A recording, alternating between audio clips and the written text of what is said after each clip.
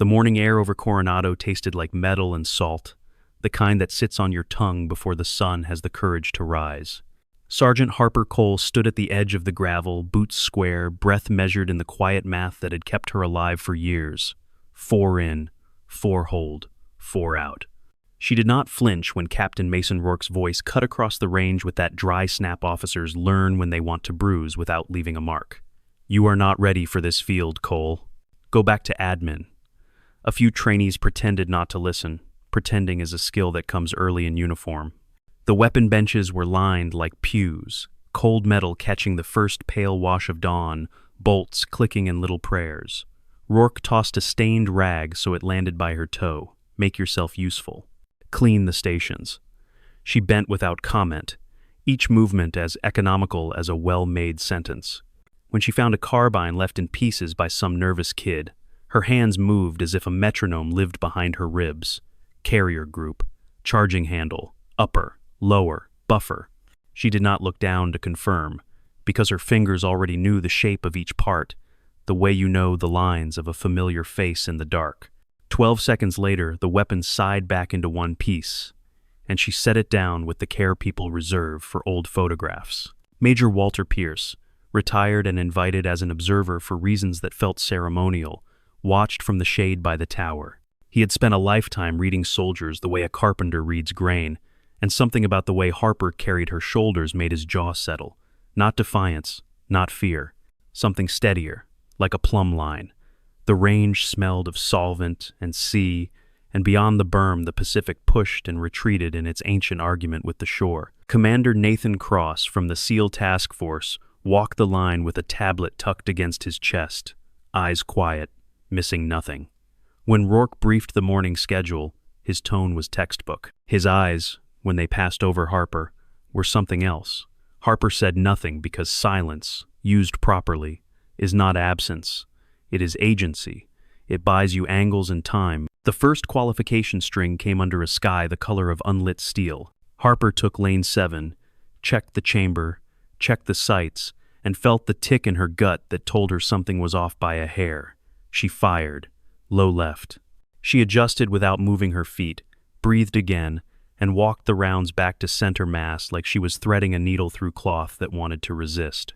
Staff Sergeant Dale Mercer, the safety NCO, marked her score with the shaky penmanship of a man who had agreed to one wrong thing and found himself chained to 3 more. Barely passing, he muttered. The line shuffled. The sun cleared the low cloud and painted the tower windows gold. In the mess at noon, laughter traveled table to table like smoke seeking a vent. Harper ate alone. She always did. Not penance, not pride, just control of variables. People complicate the math. After chow, they staged a comms drill that was supposed to be pretend, and then the radios all died in a way that was not pretend at all. The compound twitched, and in that twitch, Harper felt the old architecture of danger bloom open behind her sternum. Jamming has a signature the way handwriting does. She moved for the little cinder block comms hut, heat humming off the roof, and the technician at the console raised a hand to stop her until he saw her hands move across the board with that same unshowy competence.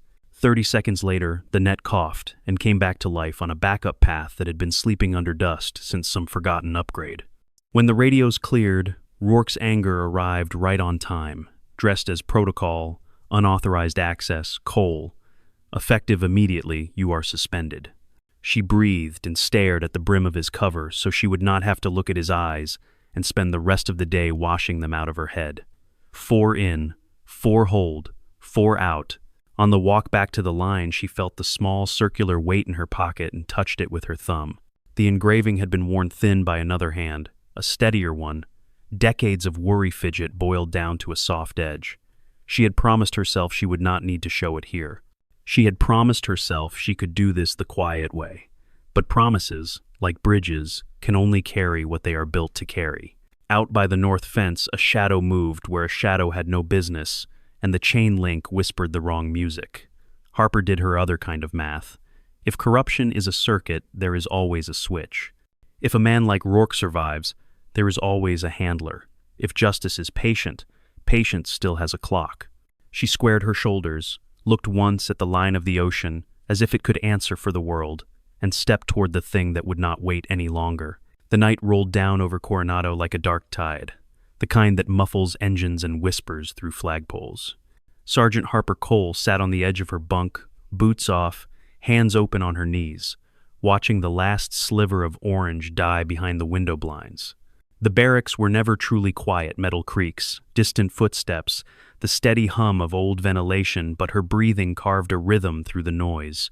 4 in, 4 hold, 4 out. That pattern had become her metronome since the funeral, since the folded flag that still lived in her duffel wrapped in a sweatshirt so she wouldn't have to see it. Across the compound, Captain Mason Rourke was somewhere drinking bad coffee, convincing himself that control was the same as power. Men like him always did. Harper had seen his type in every posting, sharp creases, easy smirk, cruelty disguised as mentorship. But Rourke's particular venom ran deeper. His authority wasn't just about ego, it was about hiding something. You could smell the fear underneath his swagger, like ozone before lightning. Major Walter Pierce found her on the mess hall steps, where the sodium lights turned everything the color of old bone. "You handled yourself well today," he said, easing down beside her with the stiffness of old service. "You kept your hands steady when his weren't." Harper didn't answer right away. Compliments were just variables you didn't know how to solve yet. "He's not just angry," she said finally. "He's scared. There's a difference." Pierce nodded slowly. "Scared of what?" She looked out toward the dim range towers. "Of someone noticing where the cracks start." Inside his small office, Rourke was already erasing the day, scrubbing files, retagging footage, rewriting a narrative where she was incompetent and insubordinate. On his desk sat a phone not listed in any inventory log, wrapped in a folded map of Southern California grid lines. Every few nights, a short-coded text left the compound through that phone, bouncing off a commercial cell tower disguised as civilian traffic. He told himself it was patriotism of another kind, balancing the ledger, evening out the pay scale of power. In truth, it was greed with a flag draped over it. By morning, new orders came down, peer evaluations. Harper was assigned to be assessed by 2 of Rourke's loyalists. On paper, it was teamwork. In reality, it was ritual humiliation. She spent the first drill kneeling beside a training dummy, demonstrating a field dressing while one of them snickered about how she should try nursing school instead. Her response was surgical. Seal the wound, stabilize the breath, ignore the noise. But when they marked her form incomplete, even the younger trainees shifted uneasily. It was the kind of unfairness that stains a room, thick and metallic. Commander Nathan Cross entered at that exact moment, tall, calm, the air around him colder than the sea breeze. He had been reviewing paperwork but paused at the sound of the exchange. "Run that transmission again," he said when Staff Sergeant Mercer played back her radio call from the previous drill. Her phonetics were perfect NATO standard. "Correct her evaluation," Cross ordered quietly. The silence that followed carried a weight Rourke could feel. For the first time, Harper saw his jaw tighten not from authority, but from panic. That afternoon, the range retest was scheduled for remediation. Rourke watched from the tower, waiting for her to stumble. Instead, she checked the rifle herself, adjusted the sight someone else had twisted, and put every round inside the silhouette's center mass. Pierce timed it under his breath, 12 seconds to diagnose, 8 to fix. Cross, from the tower, saw the same thing Pierce did, not arrogance, but precision born of long repetition. As she cleared her weapon, Harper's sleeve slipped just enough for Pierce to catch a glimpse of ink near her wrist. Dark, simple lines, half hidden by fabric. He felt something inside his chest stutter. He'd seen that mark once, decades ago, on Colonel Patrick Cole's arm, in a cold place overseas. Back then it had meant Raven Directive, a project that existed only in whispers. He stared at Harper as she walked past, and for the first time, the puzzle began to draw itself. By dusk, the compound's comms crashed again, real this time. Lights flickered, radios bled static, and someone shouted that the system was under attack. Harper moved before anyone gave orders. She knew that signature. She'd seen it years ago in her father's field notes, underlined twice, coordinated internal jamming, test phase pattern B. She slipped into the comms hut, hands moving faster than thought, rerouting the net through an analog bypass that hadn't been touched in years. The radios came back alive in bursts of clarity, enough for Cross's voice to cut through. "All units, sound off." Outside, Rourke's voice exploded across the yard. "Cole, you're finished. You don't touch government systems without clearance." His words echoed off the concrete walls, but Harper didn't flinch. She stood there in the dust, breathing slow, the faint hum of restored static behind her like applause from another world. 4 in, 4 hold, 4 out. Somewhere in that rhythm she remembered her father's voice. "Justice isn't loud, Harper. It just waits until no one can look away."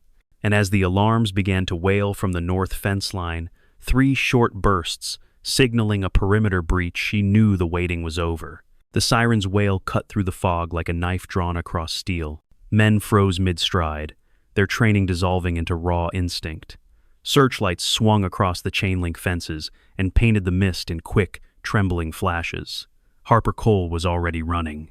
Her boots hammered the gravel toward the north fence, where motion sensors blinked red. Someone shouted for her to stand down, but the order came from Rourke's voice, and she had stopped taking lessons from cowards a long time ago. She slid to her knees beside the breach and saw the telltale cut in the wire, clean, professional, not some local drifter. The tool left behind was standard issue to special operations. It was a message, and it was signed in silence. She lifted her radio from the stunned MP's belt. "Command, this is Sergeant Cole, North Fence Grid 7-3. Confirmed breach. Cutters on site. Probable infiltration." Commander Cross's voice came back almost immediately, clipped and calm. "Hold position, Cole. Team inbound." Then Rourke's voice cut in, high and brittle. "Belay that. Cole is suspended. She's not authorized to transmit." The line went quiet for a heartbeat. Cross returned colder. "Rourke, stand down. That's an order."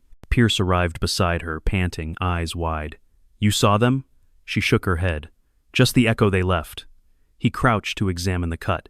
Too clean for amateurs. Someone inside opened the door. Harper's jaw tightened. Someone with clearance. They both knew what that meant. Security teams swept the perimeter while Rourke stood fuming near the command tent, trying to regain his narrative. But the footage from day one had just been recovered. Mercer had found it by accident while backing up the server. The video clearly showed him ordering the range sabotage. Major Pike watched the playback in silence, his face pale under the monitor's glow. "Captain, this is bad," he murmured. Rourke's answer was to pull his cap lower, as if shade could hide guilt. When the alarms finally ceased, Cross called everyone to assembly. His voice boomed across the yard. "We have confirmed tampering with both weapons and communications. Until further notice, Captain Rourke is relieved of training command." The words landed like a hammer. Rourke's face drained, but before anyone could react, Major Pike stepped forward, a folder in his hand.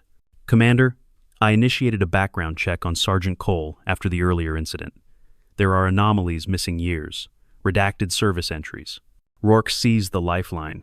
"You see? She's not who she says she is." Cross took the folder, scanning the pages. Black lines everywhere, thick and deliberate. One phrase barely visible through the sensor ink. "Father classified." Cross looked up. "Classified doesn't mean guilty, Captain. It means need to know and you don't." And 2 MPs moved toward Harper on Pike's order, hands light on her arms. She didn't resist. She was counting the seconds until the next move. From the corner of her eye, she saw the technician from the comms hut sprinting across the yard, tablet raised like a torch. "Sir, the security log shows that Captain Rourke accessed the comm system before the blackout." Gasps rippled through the ranks. Cross snatched the tablet, his expression shifting from disbelief to fury. "That's enough," he said quietly. "Captain Mason Rourke, you're under investigation for sabotage of NATO communications." Rourke stammered, "This is absurd." But the sentence died as Cross's MPs closed in. Harper stood motionless, the night wind whipping her hair loose from its bun. Rourke's eyes found hers. "You did this," he hissed. "You think you're better than the rest of us." She met his glare evenly. "No, just quieter." They escorted him away while the compound buzzed with whispers. Pierce approached her slowly. "That mark on your wrist," he said softly. "You got it from your father, didn't you?" Harper hesitated, then tugged back her sleeve. The ink was simple, a raven in flight, wings spread over a small numeral, 6. Pierce's breath caught. "I served under Patrick Cole," he whispered. Raven Directive. I thought it died with him. Harper's eyes glinted under the floodlights. It didn't. It went dark until it had to come back. She reached into her pocket and drew a worn coin, twin to the one Pierce carried in his jacket. She turned it between her fingers, metal dull from decades of faith. He said patience was a weapon, she murmured. He was right. Cross approached then, the rest of the yard parting for him. Sergeant Cole, he said, voice low enough only she could hear. That call sign you used, Whiskey Hotel, it's not standard NATO. I've only heard it once before. Raven Theta 6. Harper didn't blink. Then you already know the answer. Cross nodded, the smallest acknowledgement. You'll brief me after debrief. And Sergeant, whatever this is, it's bigger than one corrupt officer. She looked toward the empty path where Rourke had disappeared into custody. It always is. Somewhere beyond the fence, the Pacific kept breaking itself against the shore. Justice was coming, slow and tidal. Morning returned to Coronado like an apology, soft light bleeding through coastal haze, the gulls already arguing over something invisible. But inside the compound, no one had slept much.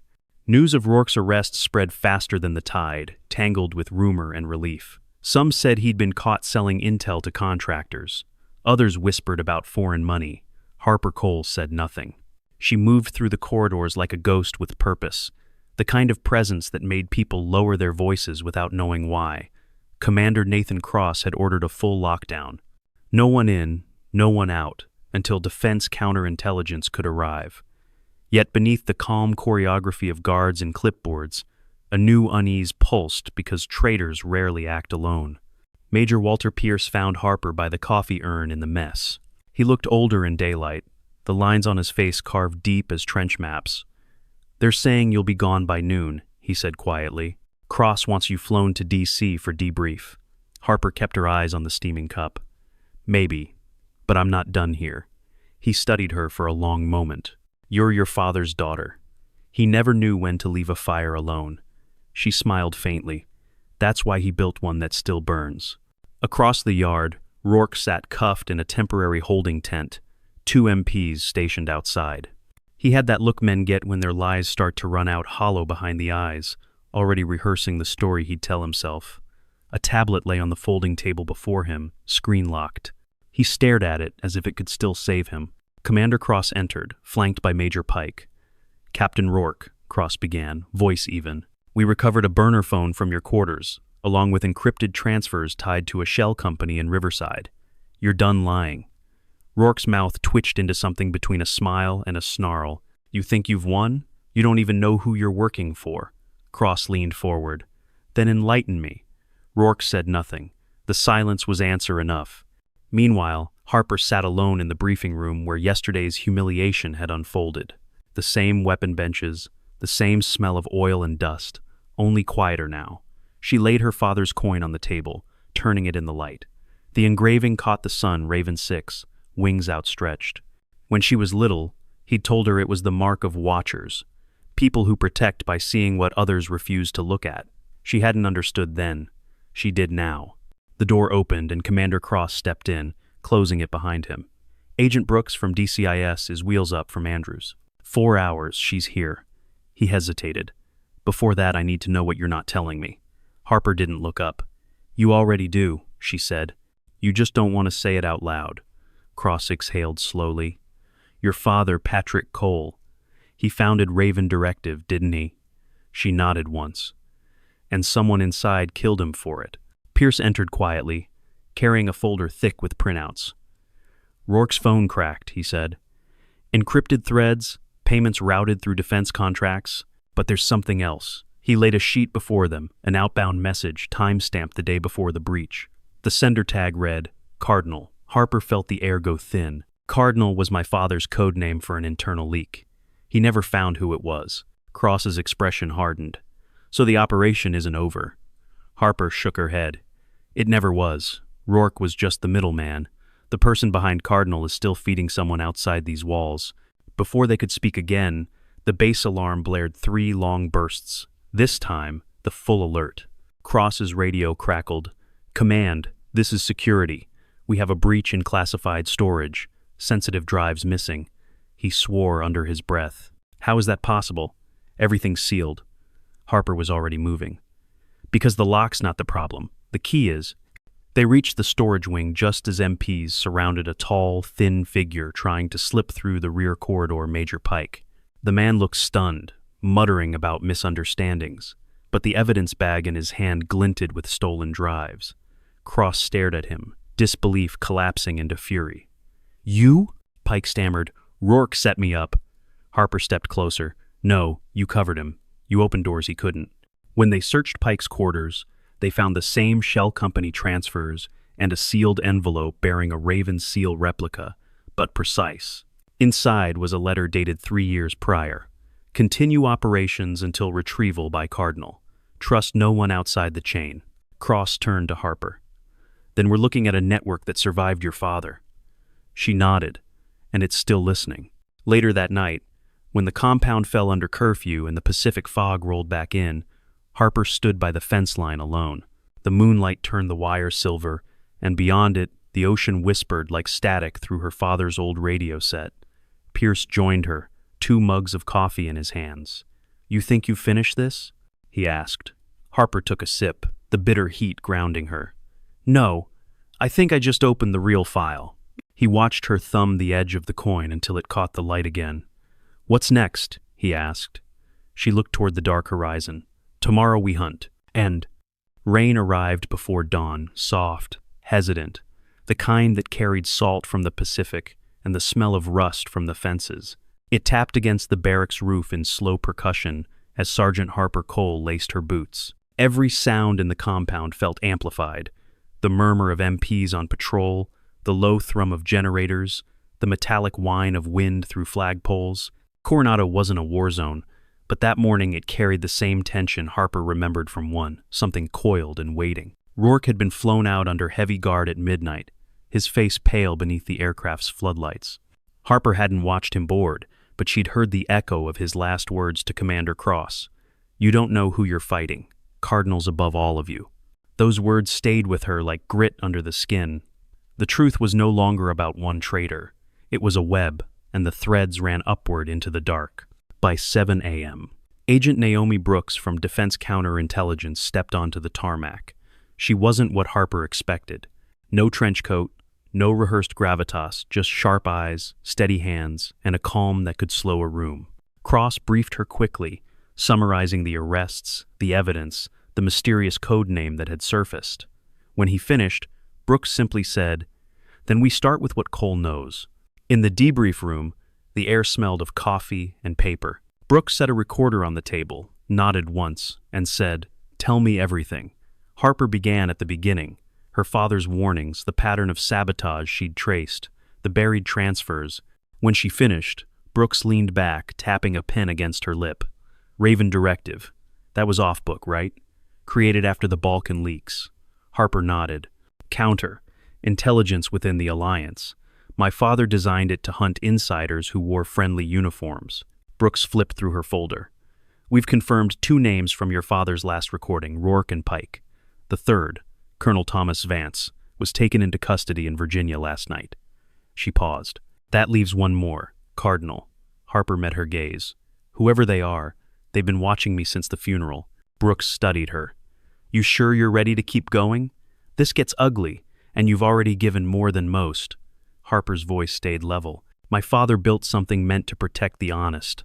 I won't let his killers rewrite it." Outside, thunder cracked over the bay, low and deliberate. Cross entered mid-briefing, his uniform dark with rain.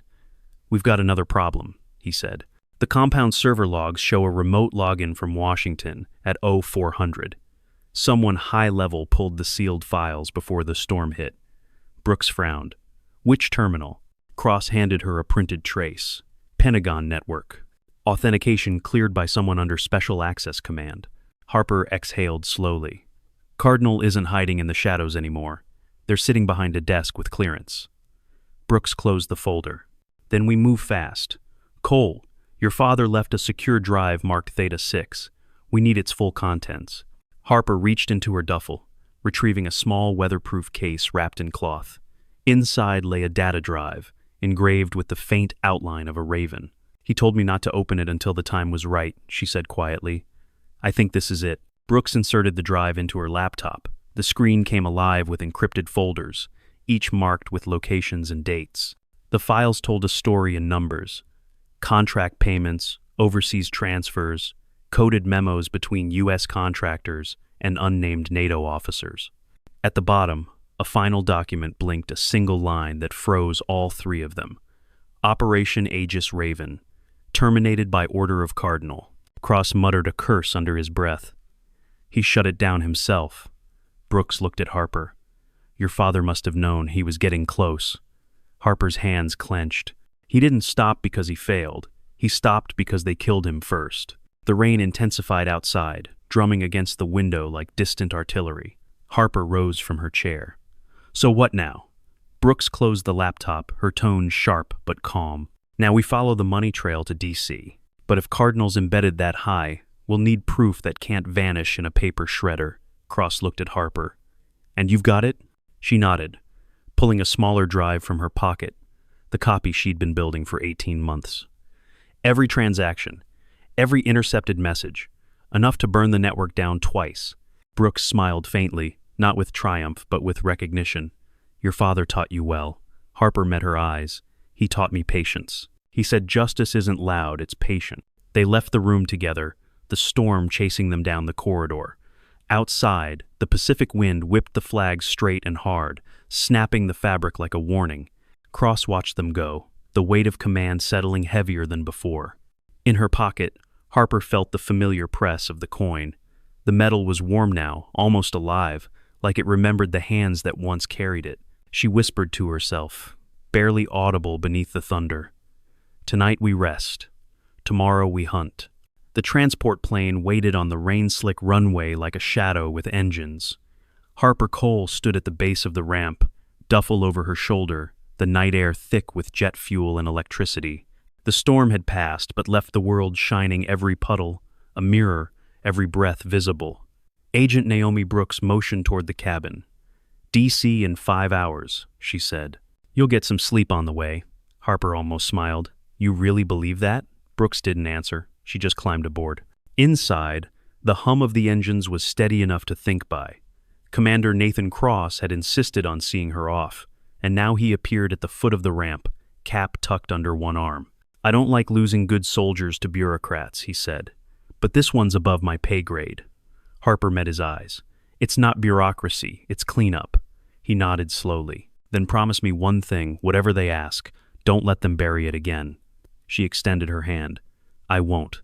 Cross gripped it once, firmly, then stepped back into the rain. The flight east felt longer than the miles suggested.